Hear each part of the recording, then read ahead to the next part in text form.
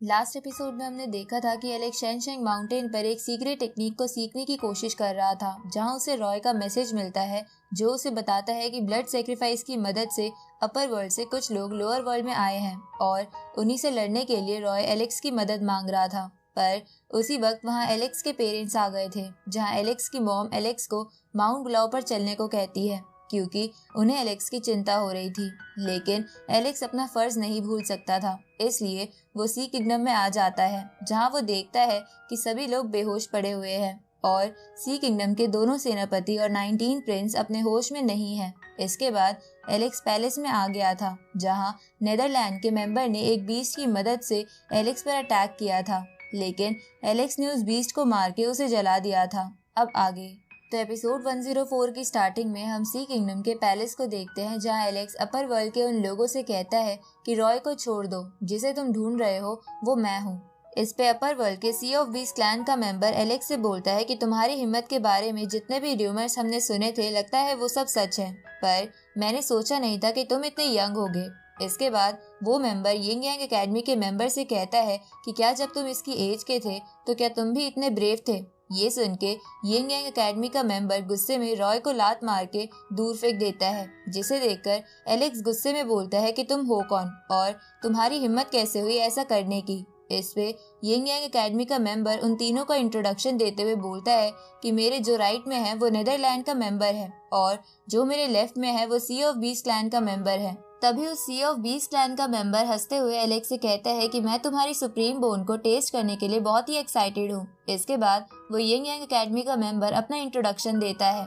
इस पे एलेक्स उन तीनों से कहता है कि तो तुम तीनों ब्लड सेक्रीफाइस का इस्तेमाल करके लोअर वर्ल्ड में आए हो, लेकिन तुम सिर्फ 3 लोग ही क्यों आए हो। इस पे सी ऑफ बीस्ट क्लैन का मेंबर बोलता है कि तुम अकेले के लिए हम 3 काफी है। इस पे एलेक्स उससे कहता है कि तुम तीनों सी किंगडम के पैलेस में ही क्यों आए हो, तुम चाहते तो मुझसे बदला लेने के लिए माउंट शैनशैंग पर भी आ सकते थे। ये सुन के वो मेंबर बोलता है कि तुम अकेले के लिए हमें उस माउंटेन पर आना वर्थ इट नहीं लगा। उसी वक्त नेदरलैंड का मेंबर सी किंगडम के दोनों सेनापतियों और 19 प्रिंस की सोल को अपनी सीक्रेट पॉकेट से अपने हाथ में लेता है, जिसे देखकर वो सी ऑफ बीस्ट क्लैन का मेंबर कहता है कि तुम्हें पता है कि क्यों हमने अभी तक इन तीनों सोल्स को खत्म नहीं करा, क्योंकि हम तुम्हारे मरने के बाद इन तीनों की मदद से सी किंगडम पर राज करेंगे। इसके बाद यिंग यांग एकेडमी का मेंबर एलेक्स से बोलता है कि तुम्हें पहले अपर वर्ल्ड के खिलाफ नहीं जाना चाहिए था, लेकिन अब फैसला बदलने के लिए बहुत देर हो गई है। अब ये बोल के वो मेंबर एलेक्स पर अटैक करके उसे पैलेस से बाहर फेंक देता है, जिसके बाद वो नेदरलैंड के मेंबर को इशारा करता है, जिसे देखकर वो मेंबर उन तीनों सोल्स में एक एन्चेंटेड पेपर डाल के उसे दोनों सेनापतियों और 19 प्रिंस में डाल देता है, जिसकी वजह से वो तीनों उसके कंट्रोल में आ जाते हैं और एलेक्स पर लगातार अटैक करने लगते हैं। तो एलेक्स उनसे लगातार बचने की कोशिश करने लगता है, क्योंकि वो उन्हें नुकसान नहीं पहुंचाना चाहता था। पर एलेक्स सेनापतियों को तो रोक पा रहा था, लेकिन उसे 19 प्रिंस को रोकने में प्रॉब्लम हो रही थी।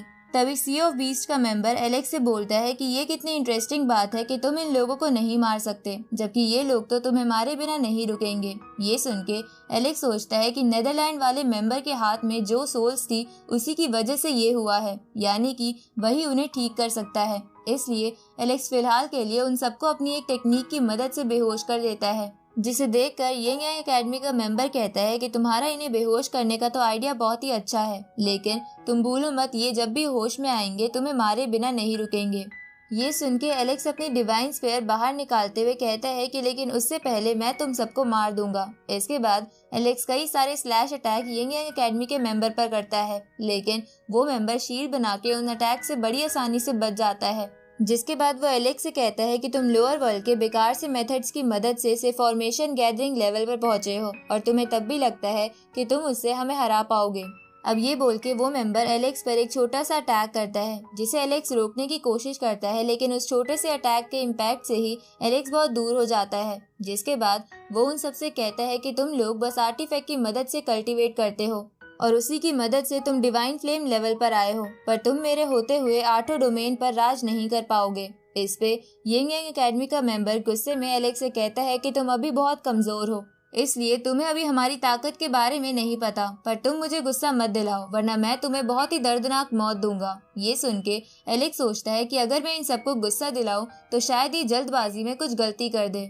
जिससे मुझे इन्हें मारने में आसानी होगी। तो अब ये ध्यान में रखते हुए एलेक्स उन्हें गुस्सा दिलाने लगता है, जिसे सुन के सी ऑफ बीस्ट का मेंबर कहता है कि बच्चे तुम बहुत ज्यादा बोलते हो। अब ये बोल के वो एलेक्स को मारने के लिए उसके पास तेजी से आने लगता है। तो इस मौके का फायदा उठाकर एलेक्स अपने एक स्क्रोल का इस्तेमाल करता है, जिससे बहुत सारी स्पिरिचुअल स्वॉर्ड्स जाकर उस मेंबर को लगने लगती है और वहाँ एक बहुत बड़ा ब्लास्ट होता है। लेकिन वो मेंबर नहीं मरा था। अब वो मेंबर एलेक्स से कहता है कि तुम्हारा अटैक काफी अच्छा था, क्योंकि इस अटैक की हर स्पिरिचुअल स्वॉर्ड एक वेनरेबल मास्टर को मारने के लिए काफी थी। लेकिन मेरी स्पीशीज की डिफेंस पावर बहुत ही ज्यादा होती है, जिसकी वजह से ये अटैक मेरे लिए कुछ भी नहीं था।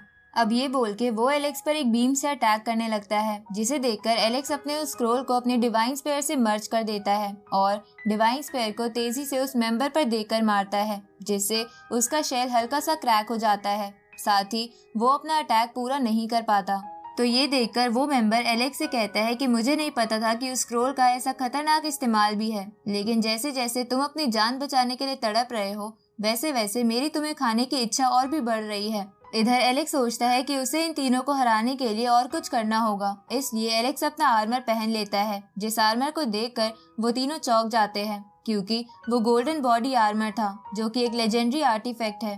तभी यंग एकेडमी का मेंबर बोलता है कि ये आर्मर तो ब्रोकन है। इस पे सी ऑफ बीस्ट का मेंबर कहता है कि भले ही ये ब्रोकन है, लेकिन ये है तो एंशिएंट ट्रेजर ही, इसलिए मैं इसे लेकर रहूंगा। ये सुन के वो यंग एकेडमी का मेंबर बोलता है कि पर हम तो 3 लोग हैं और ये आर्मर एक, तो ये किसके पास जाएगा। इस पे नेदरलैंड का मेंबर कहता है कि जो एलेक्स को पहले मारेगा आर्मर उसका होगा। इसके बाद वो तीनों एलेक्स पर अटैक कर देते हैं, तो एलेक्स वहाँ से भागने लगता है। साथ ही वो ये भी सोच रहा था कि वो इस आर्मर का इस्तेमाल करके इन लोगों को सी किंगडम से दूर ले जा सकता है। अब अपने पीछे दौड़ाते दौड़ाते एलेक्स उन तीनों को एक रिवर के पास लाके रुक जाता है, जिसे देखकर सी ऑफ बीस्ट का मेंबर कहता है कि लगता है तुम थक गए हो और तुम्हारे मरने का समय आ गया है। उसी वक्त एलेक्स उन तीनों के नीचे एक फॉर्मेशन एक्टिवेट कर देता है, जो एलेक्स ने सी किंगडम आने से पहले बोलने वाले पत्थर की मदद से बनाई थी, जिसके अंदर एलेक्स ने बोलने वाले पत्थर की बहुत ही बड़ी स्पिरिचुअल फॉर्म छुपा दी थी। तो अब एलेक्स उस गॉड स्लॉटर फॉर्मेशन का इस्तेमाल करके उन तीनों को बोलने वाले पत्थर की स्पिरिचुअल फॉर्म में कैद कर लेता है, जिससे निकलने की वो लगातार कोशिश करने लगते हैं। जहां इसी बीच नेदरलैंड के मेंबर की पॉकेट से सभी सी किंगडम की सोल्स आजाद हो जाती है, जिसकी वजह से सी किंगडम के लोग नॉर्मल हो जाते हैं और उन्हें होश आ जाता है। इधर यिंग यांग एकेडमी का मेंबर एक बहुत ही पावरफुल अटैक का इस्तेमाल करके उस स्पिरिचुअल फॉर्म को तबाह कर देता है। जहां उस स्पिरिचुअल फॉर्म से बाहर निकलने के बाद सी ऑफ बीस्ट का मेंबर कहता है कि ये शिकार तो और भी इंटरेस्टिंग होता जा रहा है। उसी वक्त यिंग यांग एकेडमी का मेंबर गुस्से में एलेक्स पर बहुत ही ताकतवर अटैक का इस्तेमाल करता है, लेकिन एलेक्स सब्स्टिट्यूशन पेपर की मदद से बच जाता है और वहां से भागने लगता है। तो ये देखकर वो लोग भी उसका पीछा करते हुए लगातार उस पर अटैक करने लगते हैं, लेकिन एलेक्स सभी अटैक से बचता जा रहा था। साथ ही वो सोचता है कि ये लोग बहुत ही ताकतवर है, इसलिए उन्हें हराने के लिए उसे कुछ और सोचना होगा।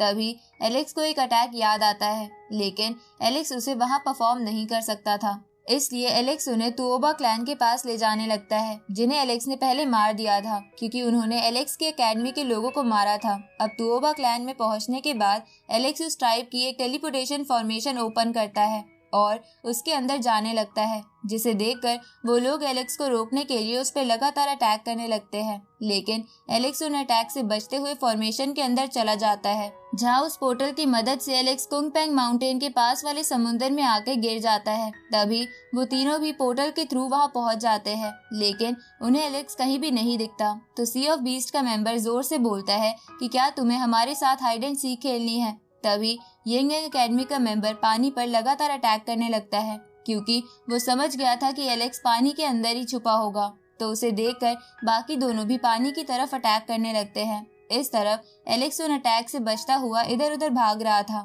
जहां वो सोचता है कि वो अभी कोई शील्ड इस्तेमाल नहीं कर सकता, नहीं तो वो लोग उसका पता लगा लेंगे। इधर यिंग यांग एकेडमी का मेंबर बाकी दोनों से कहता है कि लगातार पानी में अटैक करते रहो, क्योंकि अगर एक भी अटैक एलेक्स को टच करेगा तो एनर्जी फ्लक्चुएशन से हमें उसकी लोकेशन का पता लग जाएगा। ये सुन के सी ऑफ बीस्ट का मेंबर लेजर से पानी में अटैक करने लगता है, जिसे देखकर एलेक्स सोचता है कि उसे जल्द ही कुछ करना होगा। इसलिए एलेक्स अपने ब्रोंज बॉक्स के अंदर जाकर अपनी सुप्रीम बोन की एक टेक्निक को चार्ज करने लगता है। और इसी के साथ ये एपिसोड यहीं खत्म होता है।